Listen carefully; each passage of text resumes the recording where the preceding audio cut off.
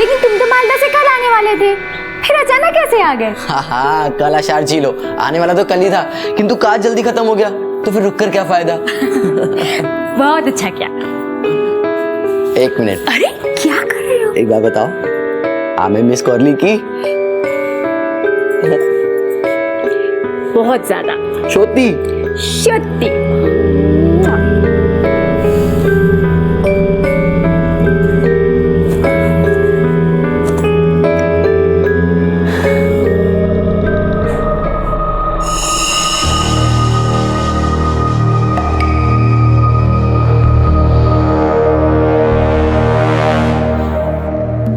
अरे क्यों हलो, ऐसे क्यों बैठी हो? क्या है ये? अरे ये तुम्हारे ही बाल है मिष्टी। ये बाल घुंघराले हैं, अब मेरे बाल सीधे हैं। काट चूल्हो चेटा। तुम मुझ पे शक कर रही हो? हाँ, अरे बाबा आई लव यू, मैं सिर्फ तुमसे प्यार करता हूँ। और रही बात इस बाल की, तो तुम शायद भूल रही हो, घर में माँ भी रहती है, उनके बाल भी घुंघराले हैं, समझी?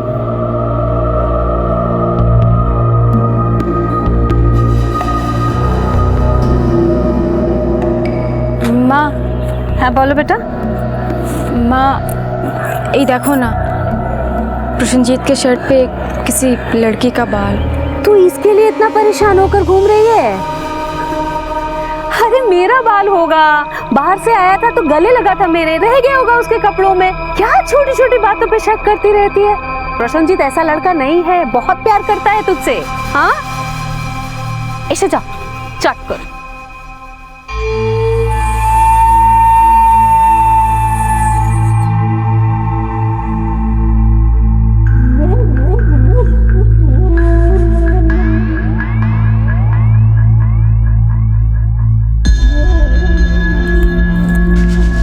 क्या हुआ प्रसन्नजीत? भूल गई क्या पंडित जी ने क्या कहा था? ओह सॉरी, भूल गई थी कि हम एक साल तक कुछ नहीं कर सकते।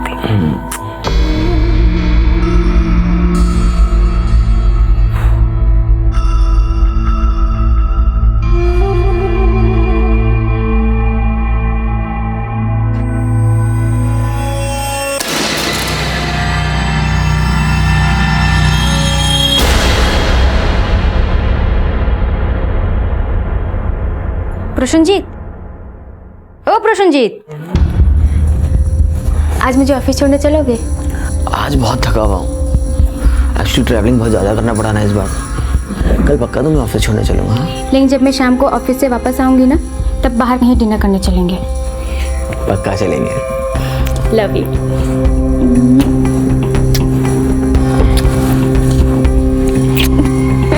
Love you too. बाय। ध्यान रखना अपना। जाओ। বাপি, বাপি, আমি আসছি বেটা।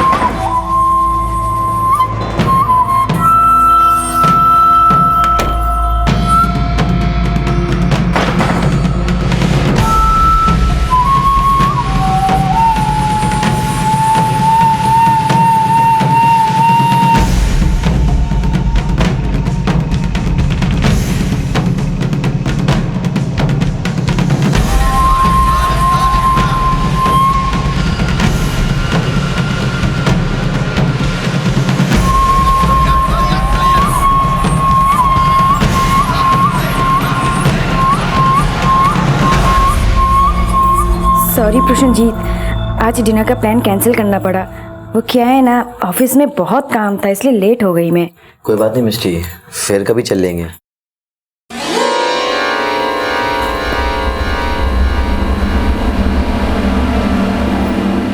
प्रसन्नजीत, প্রসেনজিৎ, এটা কার হচ্ছে? किसकी पिन है ये? अरे तुम्हारी ही पिन होगी। प्रसन्नजीत, तुम मुझसे कुछ छुपा रहे हो ना? मेरे पीछे यहाँ पे कोई आती है ना? हाँ, क्योंकि ये मेरी पिन नहीं है। कैसी बातें कर रही हो तुम यार? ये पिन तुम्हारी ही होगी। अरे मैं बोल रही हूँ मेरी पिन नहीं है। अरे ये तो मेरी पिन है। अरे आज तुम्हारा वॉशरूम यूज किया था ना मैंने, इसलिए तैयार भी यही हुई थी, यही रह गई होगी। बापी, मेरे वॉशरूम का नल ठीक करा देना याद से, हाँ? और क्या मिष्टी, ये बात बात पे झगड़ा करना? मुझे लगता है तुम दोनों को थोड़ा वक्त और साथ में बिताना चाहिए, यही अच्छा होगा।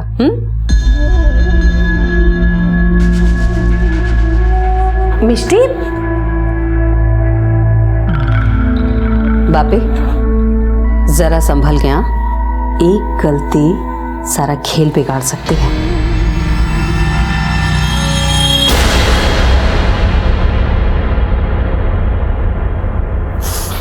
इधर देखो, मैं सच में कुछ ऐसा वैसा नहीं कर रहा हूँ। मिष्टी, आई लव यू। सिर्फ तुमसे प्यार करता हूँ, कसम से मिष्टी। मैं जिंदगी भर किसी लड़की को आंख उठाकर नहीं देखूंगा, समझी? तो अब रोना बंद करो। चुप कर बेबी।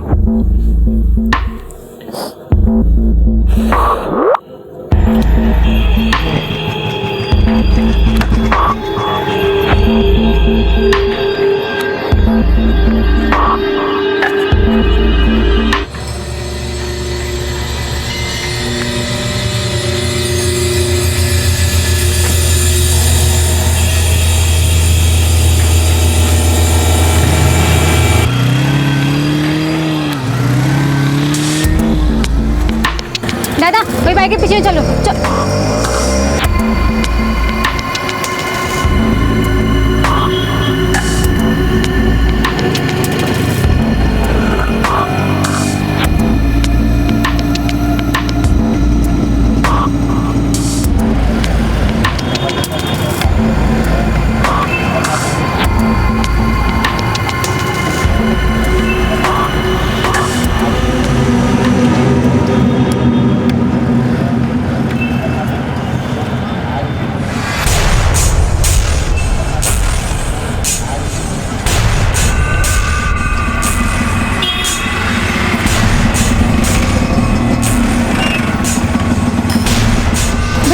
उस ऑटो का पीछा करिए।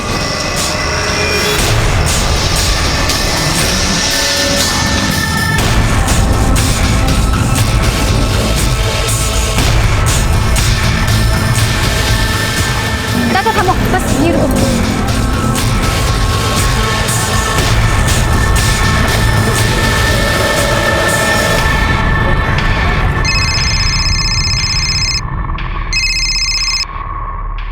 हेलो, मैं बिजी हूँ, मैं बाद में बात करूंगी, ठीक है? पहले दा फाइल टके, आज नहीं आ पाऊंगी, समझ में नहीं आता बात।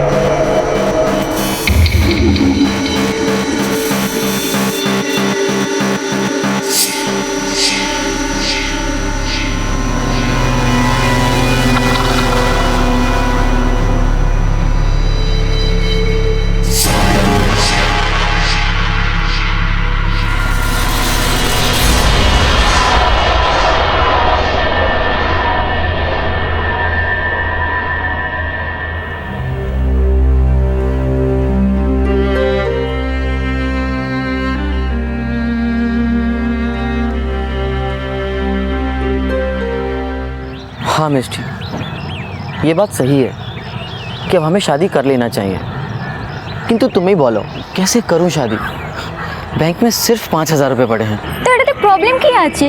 আমি আছি তো, मैं हूँ ना, पैसे अरेंज हो जाएंगे। ना मिष्टी, तुम तो जानती हो मुझे किसी के आगे हाथ फैलाना अच्छा नहीं लगता। तुम्हें हाथ फैलाने की कोई ज़रूरत नहीं है। मेरे बाबा ने मेरी शादी के लिए पैसे फिक्स डिपॉजिट में डाले थे जो मेरे नाम पे हैं। देखो प्रसन्नजीत, ये जरूरी नहीं है कि घर सिर्फ एक मर्द के पैसे से चले, उसका बोझ औरत भी उठा सकती है। और फिर जब तक तुम्हें नौकरी नहीं मिल जाती, मेरी नौकरी तो है ना। Don't worry. हाँ ठीक आज मैं माँ से बात करता हूँ। सोना।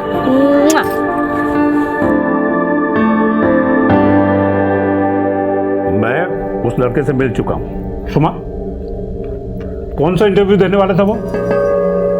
सेल्समैन का। पूरी जिंदगी सिर्फ टारगेट अचीव करते हुए निकल जाएगी। पूरी जिंदगी कैसे निकलेगी वो नहीं पता, लेकिन अगर निकलेगी तो सिर्फ प्रसन्नजीत के साथ और नो कारो साथ नहीं। तुम अपना मनमानी करना चाहती हो तो निकल जाओ यहां से, लेकिन याद रखना, जिस दिन तुम इस घर से एक कदम भी बाहर निकालोगी, उस दिन से यहां तुम्हारे लिए एक फूटी कौड़ी भी नहीं मिलेगी। बस यही फर्क है आप में और प्रसन्नजीत में। आपका रिश्ता शर्त पे टिका है, लेकिन उसका प्यार पे, भालोबाशा पे। देखिए, ये देखो, अगर उसने उस 2 टके के लड़के के साथ शादी की ना, तो मेरा उसका नाता खत्म। हेलो मिष्टी। কি হলো? কথা হয়েছে কি? बात हुई क्या? तुम्हें पता है, माँ ने तो हाँ बोल दी है।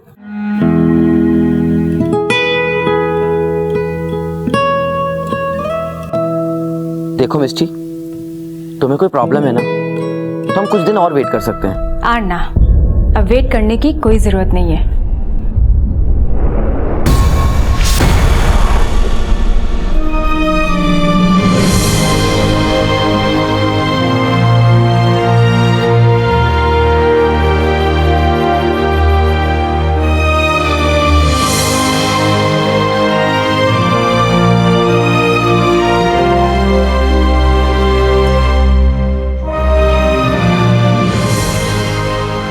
क्या मिष्टी, ऐसा भी क्या जरूरी काम आ गया जो अचानक से जा रही हो?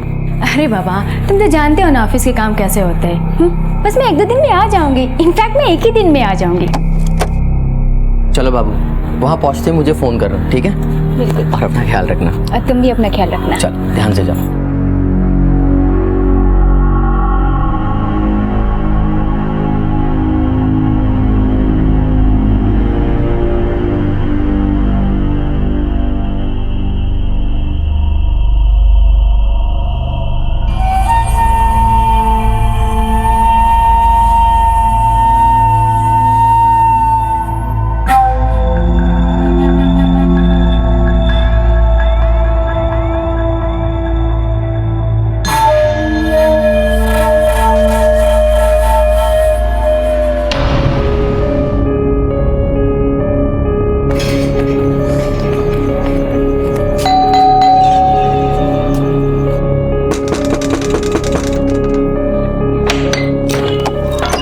মিষ্টি, তুমি কি হলোটা কি? মিষ্টি, प्रसन्नजीत, दरवाजा खोलो। दरवाजा खोलो प्रसन्नजीत। मुझे पता है कि वो अंदर ही है। प्रसन्नजीत, क्या हुआ मिष्टी? हटो हटो। कहाँ है वो लड़की? कौन लड़की मिष्टी? हाँ, वो लड़की कहाँ है? अरे किसको ढूंढ रही हो? कहाँ छुपाया उसे? अरे किसकी बात कर रही हो मिष्टी? कहाँ है? वो लड़की कहाँ है? हाँ, कहाँ है वो लड़की? मुझे पता है कि वो यही है। मैंने खुद उसे यहाँ पे आते हुए देखा है। अरे कौन सी लड़की को देखा है? अरे क्यों नहीं? मैंने खुद उसे अपनी आंखों से इस घर में आते हुए देखा है। कहाँ है? हाँ, कहाँ है वो लड़की? मिष्टी? भगा दिया ना उसे। किस लड़की की बात कर रही हो तुम? और तुम तो बाहर गई थी ना? मैंने तुमसे झूठ बोला था कि मैं बाहर जा रही हूँ ताकि मैं तुम्हें रंगे हाथों पकड़ सकूं। मैंने उस लड़की को खुद इस घर में आते हुए देखा है। अरे क्या बेकार में शक करती रहती हो भाभी के ऊपर? मैं कह रही हूँ ना, कोई लड़की नहीं है यहाँ पे। माँ, आप चुप रहिए, क्योंकि आप भी इसके साथ मिली हुई हैं और मैंने खुद आपको उस लड़के के साथ मॉल से बाहर निकलते हुए देखा है। एक लिमिट होती है हर चीज की। कभी बाल, कभी पिन, हर छोटी चीज को लेकर शक करती रहती हो तुम। दरअसल बात तो ये है ना कि तुमने जिंदगी में कभी मुझ पे भरोसा किया ही नहीं। अगर तुम्हें मुझसे इतनी प्रॉब्लम है ना, तो मैं ही चला जाता हूँ इस घर से। ना ना प्रसन्नजीत, तुम्हें जाने की जरूरत नहीं है। जाऊंगी तो मैं इस घर से जाऊंगी, और वो भी डिवोर्स केस फाइल करने, क्योंकि तुम जो कर रहे हो ना, उसके बाद हमारे बीच कुछ नहीं बचता। बापी सुनो तो। मिष्टी, तुमको तो माँ प्लीज, आप भी जाइए यहाँ से। जान अपने घर के।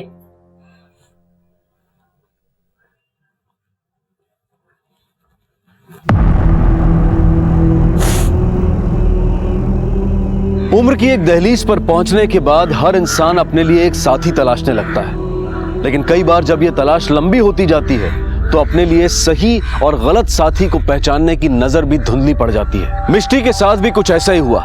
उम्र के एक पड़ाव पर उसने ये निष्कर्ष तो निकाल लिया कि प्रसन्नजीत ही उसके लिए बिल्कुल सही साथी है, लेकिन जैसे जैसे वक्त बीतता गया और प्रसन्नजीत की असलियत उसके सामने जाहिर हुई तो उसकी नजरों पर पड़ा पर्दा भी हट गया। पर इसके साथ ही उसे लगी एक गहरी चोट, एक ऐसी चोट जिस पर मरहम लगाने वाला भी कोई उसके पास नहीं था, क्योंकि शायद मिष्टी के लिए देर काफी हो चुकी थी। उसके पास तो मां की गोद भी नहीं थी जहां वो मन भर कर रो सके। और फिर मिष्टी ने तलाक का फैसला किया, पर इस झगड़े के ठीक बाद अचानक प्रसन्नजीत गायब हो गया।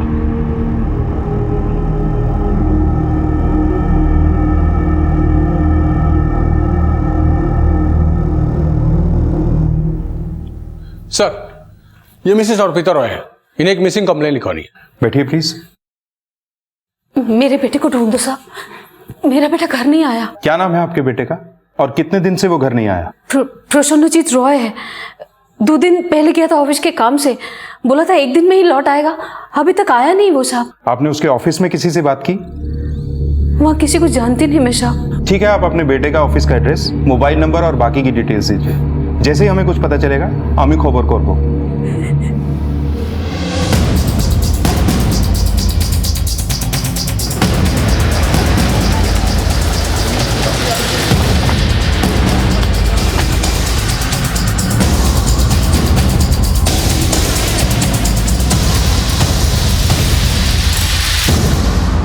जी सर, 15 फेब को प्रसन्नजीत रानीगंज के लिए निकला था। उसका एक ही दिन का काम था वहाँ। वो हमारे कंपनी का मार्केटिंग एग्जीक्यूटिव है, इसलिए हमेशा ट्रेवल करता रहता है। क्या ऐसा पहले भी कभी हुआ है कि वो कहीं गया हो और उसे आने में देर हो गई? नहीं सर, वैसे तो हमारे कंपनी में वो नया है, पर जब से हमारे कंपनी में काम कर रहा है ऐसा कभी नहीं हुआ उसके साथ। लेकिन हाँ सर, रानीगंज में जिस क्लाइंट से वो मीटिंग करने गया था उस क्लाइंट से वो मिला ही नहीं। उस क्लाइंट का हमें कॉल है।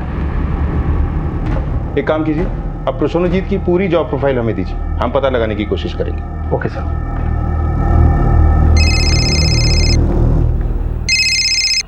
हाँ बोलो। क्या? ठीक है, हम अभी आते हैं। सर, सोनारपुर से कॉल था, वहाँ एक औरत की लाश मिली है। चलते हैं।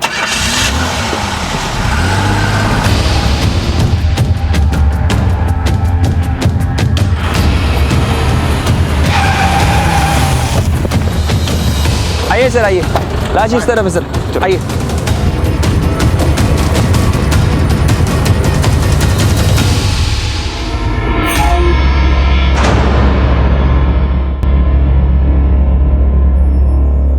बॉडी को पोस्टमार्टम के लिए भिजवा।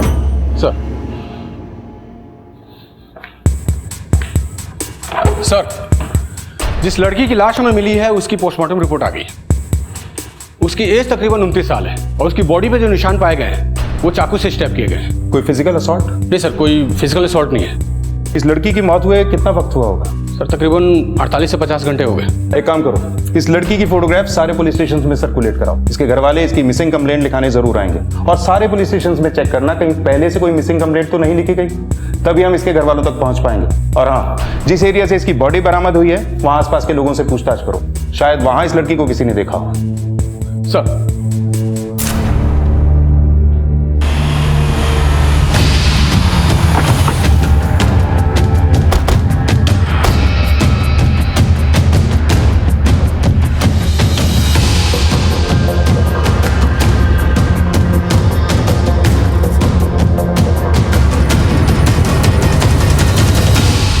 सर, लड़की का नाम मौसमी दास है। तकरीबन 10 साल पहले दुर्गापुर पुलिस स्टेशन में इस लड़की के खिलाफ एक कंप्लेन लिखाई गई थी। और सर, इंटरेस्टिंग बात यह है कि इस लड़की के खिलाफ कंप्लेन उसी के पिता कौशिक दास ने लिखाई थी। मामला चोरी का था।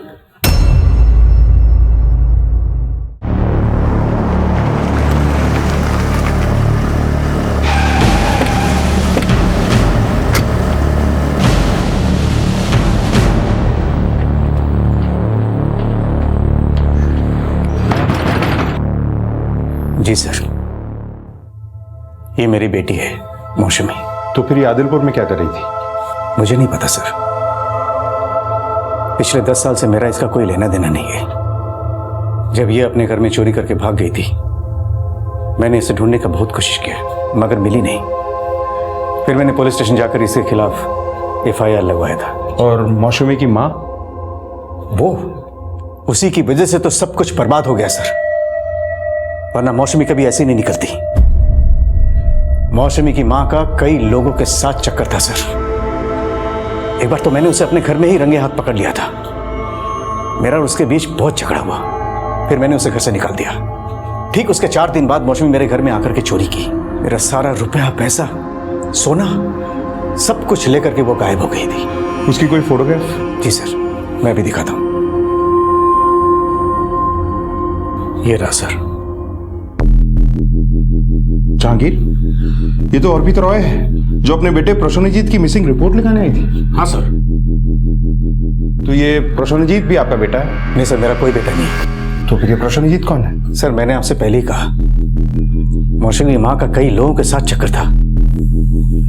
हो सकता है उसी में से किसी का बेटा होगा। जहांगीर, मुझे 100% डाउट है कि प्रसन्नजीत का गायब होना और मौसमी की लाश मिलना, दोनों में कोई कनेक्शन है। पर ये कनेक्शन हो क्या सकता है?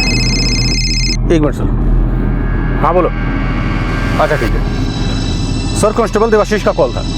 प्रसन्नजीत की कॉल डिटेल आ गई है सर। उसने बताया कि प्रसन्नजीत के नंबर की लाश लोकेशन चटर्जी बाड़ी थी। लेकिन सर इंटरेस्टिंग फैक्ट ये है कि प्रसन्नजीत का नंबर स्विच ऑफ होने से 1 घंटे पहले उसके फोन की लोकेशन सोनारपुर में थी, जहां से में मौसमी की लाश मिली थी। सर इसका मतलब तो ये निकलता है कि जब मौसमी की मौत हुई तो वहां प्रसन्नजीत मौजूद था। जहांगीर, ये दोनों सौतेले भाई बहन की फोन लोकेशन एक ही जगह एक्टिव थी, जिनमें से एक गायब है और दूसरे की हमें लाश मिली। हो ना हो प्रसन्नजीत ने ही मौसमी को मारा होगा। अर्पिता जी ने अपने बेटे के मिसिंग होने की रिपोर्ट लिखवाई, पर उनकी बेटी तो दुनिया से ही मिसिंग हो गई। एक बार अर्पिता जी से पूछताछ करते हैं।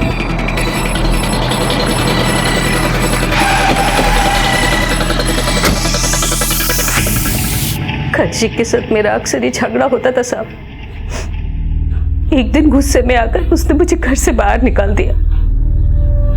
तब से मौसमी का कुछ नहीं पता कि वो कहाँ है। पिछले 10 साल में आपने एक बार भी ये जानने की कोशिश नहीं की कि आपकी बेटी कहाँ है, किस हाल में है? शुरू में कोशिश किया था, लेकिन मुझे पता चला कि वो घर से भाग गई है। उसके बाद नहीं पता कि वो कहाँ गई। और जब उसने खुद से कभी मुझसे मिलने की, मुझे फोन करने की कोशिश नहीं की। और ये प्रसन्नजीत किसका बेटा है? साहब, प्रसन्नजीत कौशिक के साथ शादी के पहले ही हो गया था। प्रसन्नजीत के पिता को हार्ट अटैक हुआ था, उसी में मौत हो गई थी उनकी। लेकिन इस सब के बारे में मैंने कौशिक को कभी कुछ बताया नहीं। जब मैं कौशिक के साथ रहती थी ना साहब, तो प्रसन्नजीत को मेरी एक मासी ने पाला था। कौशिक का घर छोड़ने के बाद मैं वापस प्रसन्नजीत के पास आ गई, अपने बेटे के पास। बड़ी अजीब फैमिली है। 10 साल में ना तो बेटी ने माँ बाप से बात की और ना ही माँ बाप ने बेटी तक पहुंचने की जद्दोजहद की। एक काम करो, दोनों के फोन सर्विलेंस पे डाल दो और इनके पड़ोसियों से भी पूछताछ करो। सर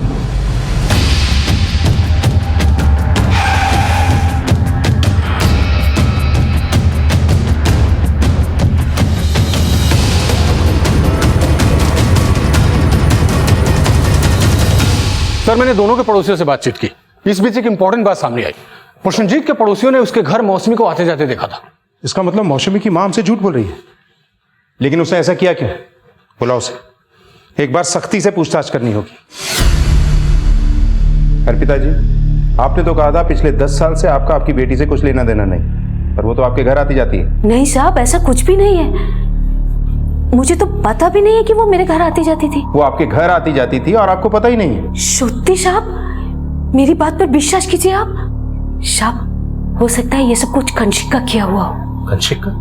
हाँ साहब, हो सकता है उसे मेरी शादी के पहले के संबंध के बारे में पता चल गया हो, उससे हुए मेरे बेटे के बारे में पता चल गया हो। उसको ऐसा लगता हो कि मौसमी उसकी बेटी नहीं है।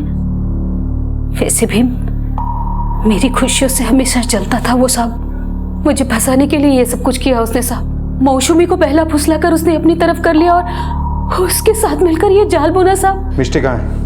ऑफिस में गई है सर। सर एक मिनट।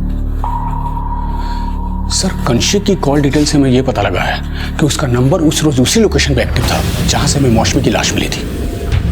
और सर वहीं पर प्रसन्नजीत का नंबर भी एक्टिव था।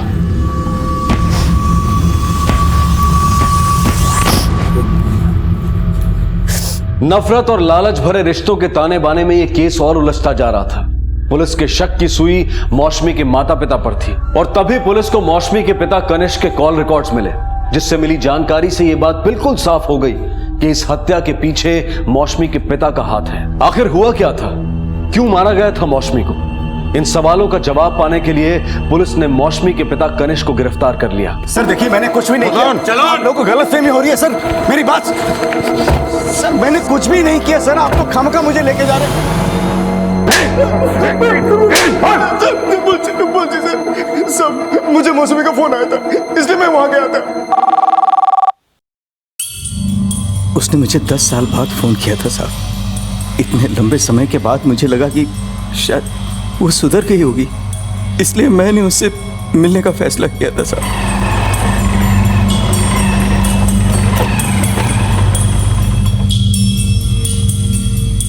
यही तो बुलाई थी। मौसमी, मौसमी, मौसमी,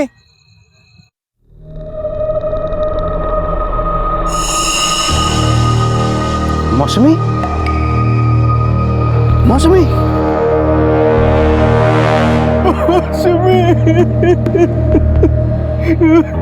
मैं बहुत डर गया था सर। मुझे लगा कि सब यही बोलेंगे कि मैंने मौसमी को मार दिया है। लोगों के पास एक बोलने के लिए वजह भी तो हो जाती है ना, कि मैं क्यों 10 साल बाद यूं अचानक उससे मिलने गया। और एक टेस्ट, एक और कहानी। ऐसी कहानी हम कई बार सुन चुके हैं। तुझे तो वो तब से नापसंद थी ना, जब से उसने तेरा घर लूटा था। ऊपर से तुझे ये लगता था कि मौसमी तेरी बेटी है ही नहीं, इसीलिए तूने उसे मार डाला ना।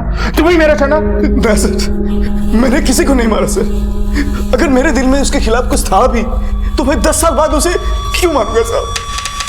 और फोन उसे नहीं किया था साहब। जब मौसमी ने तुझे फोन किया तो कितने बजे किया था? रात को करीब 10 सवा 10 हो रहे होंगे। सर, उस रात 10:13 पे कनिष्क के नंबर पे एक लैंडलाइन नंबर से कॉल आया था। जहांगीर, क्या ऐसा हो सकता है कि यह खून इसने किया ही ना हो? ये कोई और ही है जो इस सब में उसे फंसाना चाहता है। उसी ने कनिष्क को फोन करके वहां बुलाया होगा। वैसे भी मौसमी का खून तो दिन में हो चुका था और इसे कॉल रात को किया गया। जहांगीर, इस प्रसन्नजीत का मिलना बहुत जरूरी है। बिना उसके मिले ये गुत्थी नहीं सुलझ सकती। जैसे भी, जहां से भी पॉसिबल हो, मुझे ये प्रसन्नजीत चाहिए।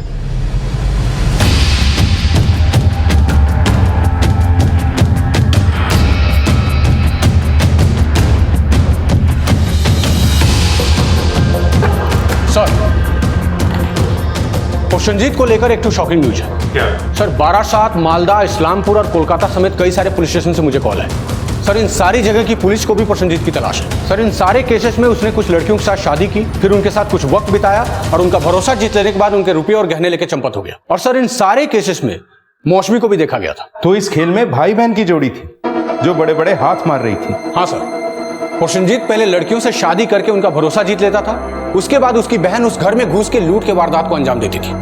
और सर, वारदात के बाद प्रसन्नजीत भी नजर नहीं आता था। इस बार जरूर दोनों में अपने अपने हिस्से को लेकर झड़प हुई होगी।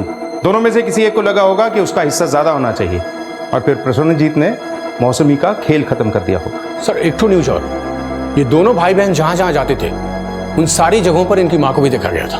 माँ? सर, इसका मतलब इनकी माँ अर्पिता भी इस सब में इनकी हिस्सेदार थी। हाँ सर।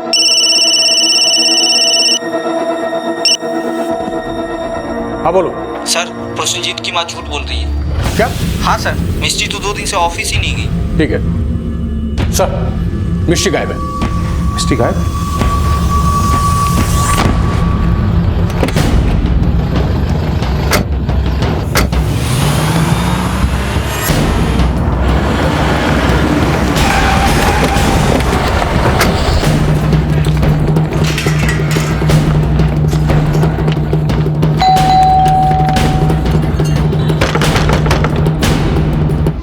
तोड़ दो।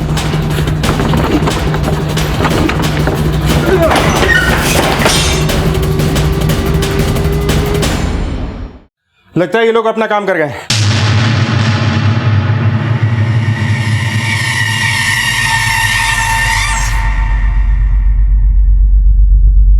सर, लगता है साथ में रुपये और गहने लेके चंपत हो गए। सर, ऊपर भी सारा सामान बिखरा पड़ा है, घर में कोई नहीं है सर।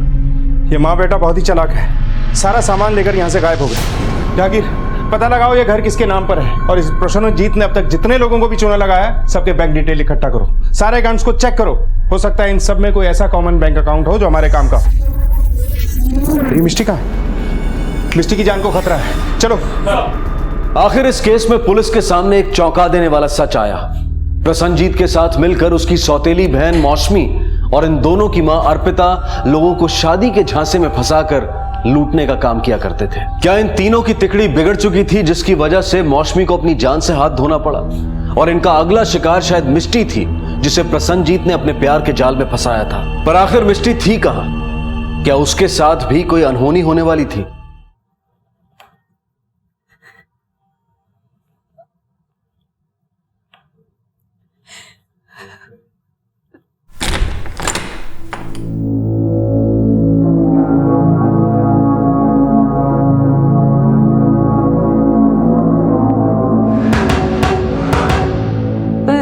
देखो, अम्मा की छेड़ा था, प्लीज मुझे छोड़ दो। अब मैं प्रसन्नजीत के बारे में भी किसी को कुछ नहीं बोलूंगी।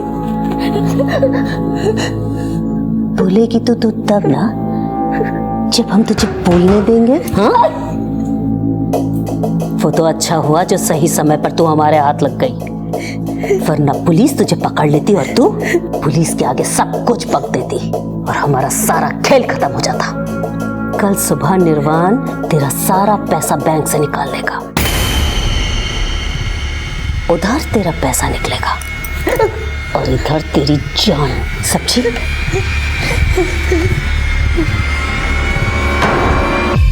सर, घर के पेपर तो मिस्टी के नाम पे ही है। सर, हमें कई सारे ऐसे अकाउंट नंबर मिले जिसमें पैसों का ट्रांजैक्शन तो हुआ है, लेकिन ये सारे अकाउंट 6 से 8 महीने के बीच बंद कर दिए गए। और सर, इन्हीं सब के बीच हमें डीएसएम कोऑपरेटिव बैंक का वो अकाउंट नंबर भी मिला जिसकी हमें तलाश थी। ये ज्वाइंट अकाउंट 3 लोगों के नाम पे है सर, मौसमी दास, अर्पिता दास और निर्वाण चक्रवर्ती। और एक और बात सर, बारासा के एक होटल से हमें सीसीटीवी की फुटेज मिली है, उसकी मैंने फोटो निकाल ली है। इसमें मौसमी एक लड़के के साथ दिख रही है।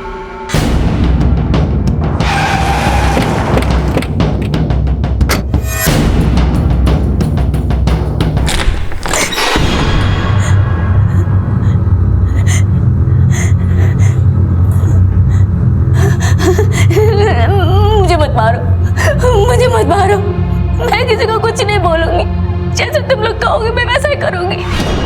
अब ना तू हमारी किसी काम की नहीं रही और तेरे जिंदा रहने का हमें कोई फायदा भी नहीं है, इसलिए तुझे मरना होगा। मोड़ते आवे तो के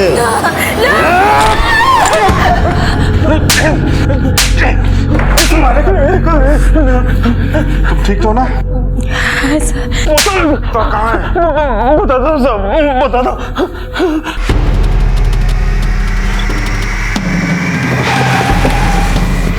मैडम, आपको हमारे साथ थाने चलना है। मुझे मैंने कुछ किया नहीं है। एक मिनट।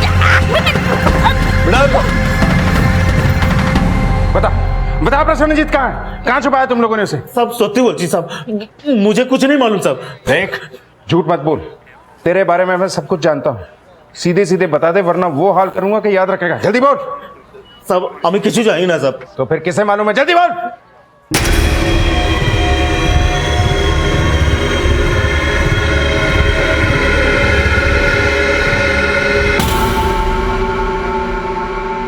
सर, उस दिन जब मैं ऑफिस से घर आई और ऊपर के कमरे में गई तो मैंने वहाँ लड़कियों की चीज़ें देखी, बाल, कपड़े। मुझे लगा कि कोई लड़की है। मुझे बाथरूम से आवाज़ आई और फिर मैं उस तरफ गई और दरवाज़ा खोला।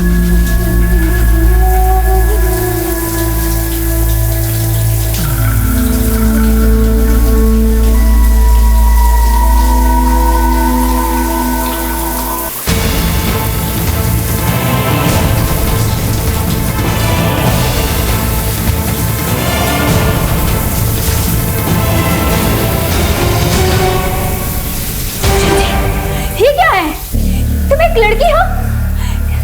मतलब मैंने एक लड़की से शादी की है? नहीं मिस्टी, जैसा तुम समझ रही हो वैसा कुछ भी नहीं है। जो मैं देख रही हूँ वो क्या गलत हो जाएगा? वो झूठ हो जाएगा? ऐसा कुछ नहीं है, मुझे थोड़ा सा वक्त दो। मैं तुम्हें नहीं छोड़ूंगी, मैं नहीं छोड़ूंगी तुम्हें। क्या प्रसन्नजीत लड़का नहीं लड़की था? तुम्हारी बेटी मर्द के वेश में एक औरत थी? क्यों छुपाया दुनिया से ये सब? कब से चल रहा था ये नाटक? साहब, बचपन से ही मौसमी को लड़कों के जैसा कपड़ा पहनना, उनके साथ रहना और उनके जैसा दिखना अच्छा लगता था। वो कपड़े खरीदने भी जाती थी तो लड़कों के कपड़े खरीदने की जिद करती थी।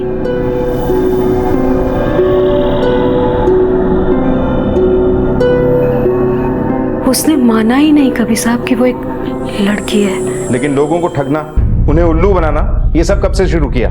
जब हमने कांशिक का घर छोड़ा साहब, तो मौसमी को लड़का बनकर रहने की आजादी मिल गई। लोगों को भी समझ में नहीं आता था कि वो एक लड़की है।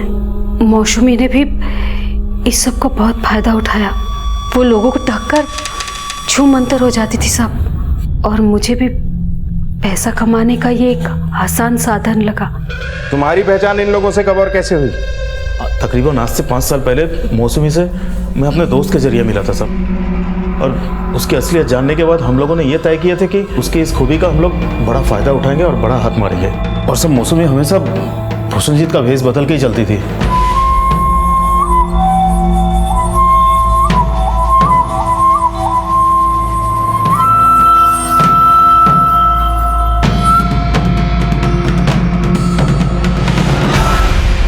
और अमीर घर की लड़कियों को फांस कर शादी कर लेती थी, और हम सब मिलकर उनका सब कुछ लूट लेते थे।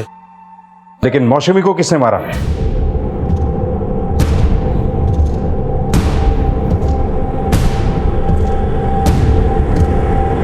लेकिन मौसमी को किसने मारा?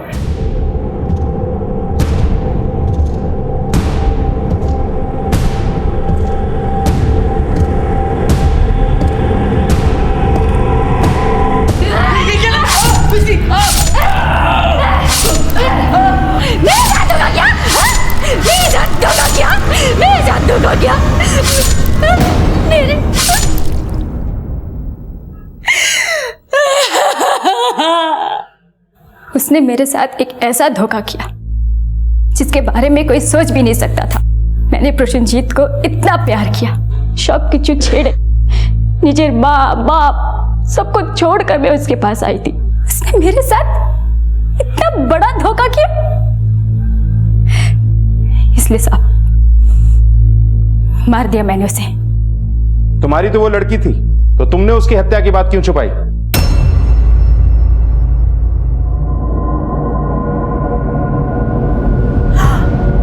मौसमी! मौसमी!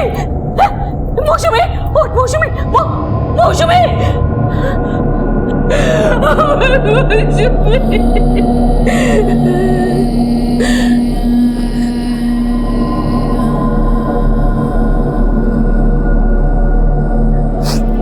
तूने किया ये? हाँ? तूने किया ये मेरे बेटे के साथ? क्या किया? क्यों किया तूने ऐसा बोल? क्यों किया?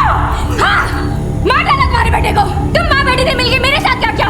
मेरी जिंदगी बर्बाद कर दी, एक लड़की के साथ मेरी शादी करवा दी। इसका नतीजा यही होना चाहिए।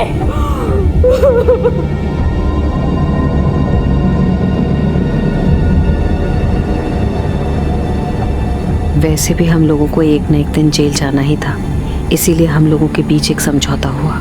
न इस खून के बारे में मैं किसी को बताऊंगी, और मिष्टी हमारे राज को राज रखेगी। इसीलिए हमने लाश को चुपचाप ठिकाने लगाने का फैसला कर लिया।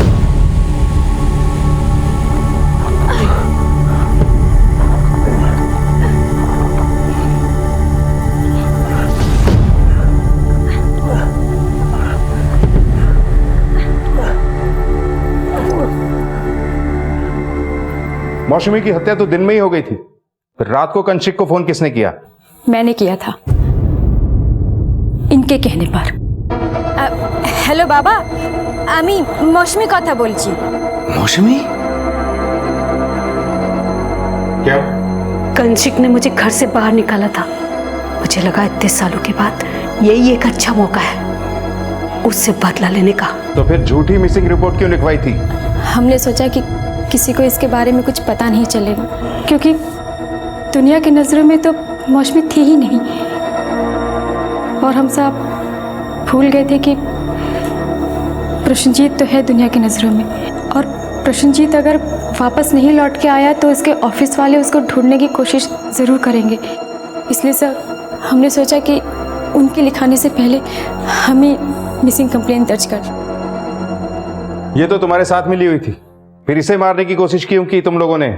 जब पुलिस मिष्टी को खोजने लगी तो हम डर गए। हमें लगा कि कहीं पुलिस मिष्टी को पकड़ न ले और मिष्टी पुलिस को सब कुछ न बता दे, इसीलिए हमने इसे मारने की कोशिश की। तुम लोगों ने अपना खेल बहुत चालाकी से खेला था, लेकिन भूल गए कि कानून की नजरों से आज तक ना कोई बचा है और ना ही बचेगा। अब अपनी बाकी की जिंदगी जेल की सलाखों के पीछे काटना। ले जाओ इन लोगों को। इस केस में दुनिया की नजर में दो लोग दुनिया की आंखों में धूल झोंकने के लिए अपना अपना किरदार निभा रहे थे, लेकिन इन किरदारों के पीछे चेहरा एक ही था और वो चेहरा था जुर्म का चेहरा। इस केस के पात्रों को तो ये सबक मिला ही है, साथ ही हम सबको ये सीख मिली है कि जिंदगी में चुना हुआ कोई भी गलत रास्ता हमें कभी भी सही मंजिल तक ले जा ही नहीं सकता। अब मैं अनूप सोनी आपसे विदा लेता हूं, फिर मुलाकात होगी अगले एपिसोड में एक और चौंका देने वाले केस के साथ। तब तक अपना और अपने परिवार का ख्याल रखें और देखते रहें क्राइम पेट्रोल डायल 100। सबक एक को, सीख हम सबको। जय हिंद।